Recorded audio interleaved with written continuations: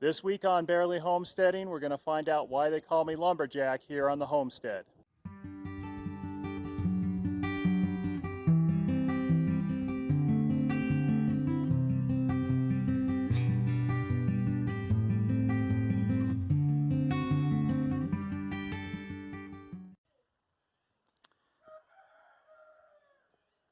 So this week on Barely Homesteading, we're going to talk about how to properly fell a tree. I've got a standing dead tree here that's leaning quite a bit, and I don't want it to come down in a windstorm or have the rain soak the ground and have it come down unexpectedly. You can see how much it's leaning compared to the tree here in the foreground, and so we need to get it down. And in addition to the fact that it's in our temporary goat shelter and we had to take part of the fencing down in order to get the tree to drop, we also have the added issue of the fencing around our propane tank and this tree right here, the small ponderosa. We're going to try to thread the needle between these two on where the tree drops. So it's going to be a bit of a job, and let's get to it.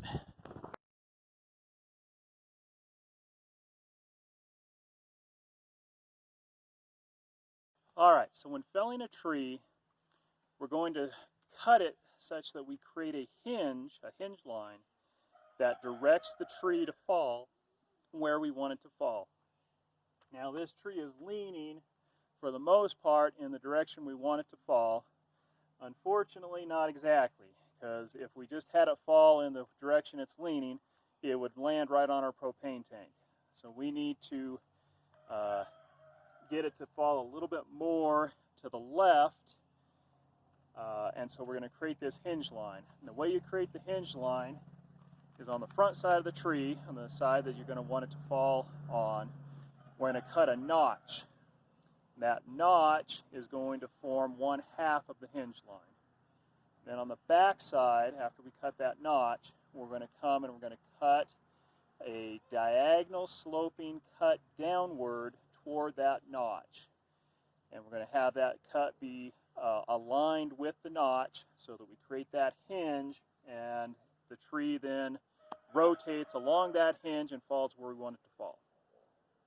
Now, to fell this tree, we're going to use our 18-inch Husqvarna. I've already sharpened the chain, and so we don't need to take care of that. I'll talk about how to sharpen a chainsaw in another video. Another thing that is probably the most important thing is safety. We have absolutely got to be safe when felling a tree. Going to be using some heavy equipment, very dangerous equipment with a chainsaw. And this is a pretty good sized tree. This trunk's probably 16 inches in diameter. And so if it falls on someone, they are going to get crushed. And so we want to make sure that this tree, even though it's leaning significantly, and I'm not worried about it coming back on me, we're still going to be safe. So as we make that diagonal cut into it, we've got some wedges we'll put in there so that that tree doesn't want to come back on us, even though with as much as this is leaning, it's not going to. But we always got to be safe. In addition, when I'm cutting a lumber, even though it's a very warm day, I've got my flannel on, long sleeve, gives me some protection on my arms and my body. Got my jeans and my heavy-duty boots on. So just safety precautions, the glasses, the hat, try to cover up as much as possible so that we don't have a branch or something that scrapes us, or just trying to be as safe as possible. So let's get to it. I almost forgot, another important part of the safety equipment is proper ear protection. The chainsaws can be rather loud. You want to protect your hearing.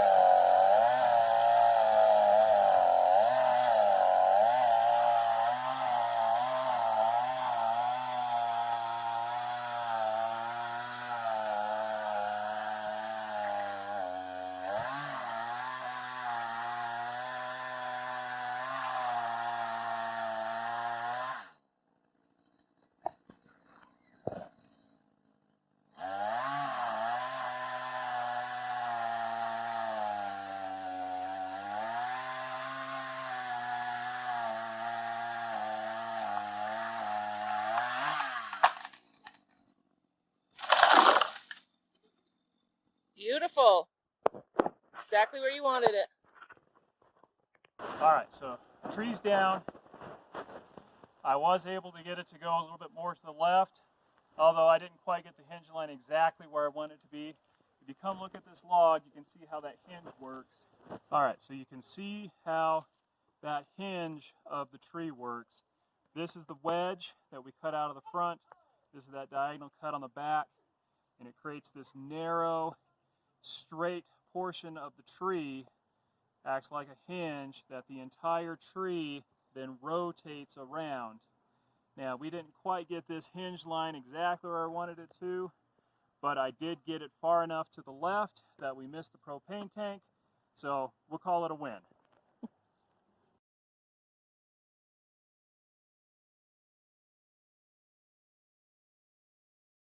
We already had the fence down. We discussed it a little. We're going to try to take this other tree down that's dead before it gets to the point where it's leaning and unsafe.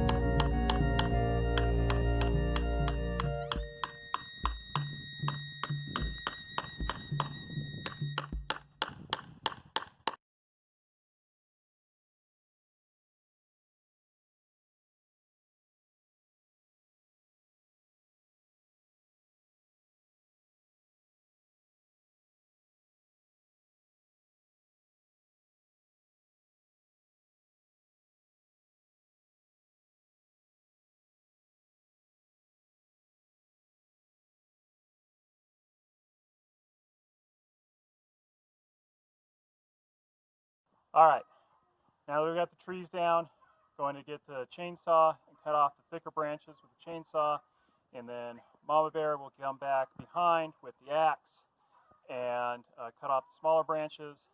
The kids will work on taking the branches down to where we're going to chip them, and then once all of the trees are completely clear of branches, we'll cut them up into lengths for firewood or rails, or actually some of these are big enough that I may make some lumber out of them. All right, as you can see, we've got all of the trees cleaned up. We're going to talk about the cleaning up process in our part 2 of this video. So until then, this is Lumberjack saying use it up, wear it out, make it do, or do without. For Bearly Homesteading, thank you, and please like or subscribe.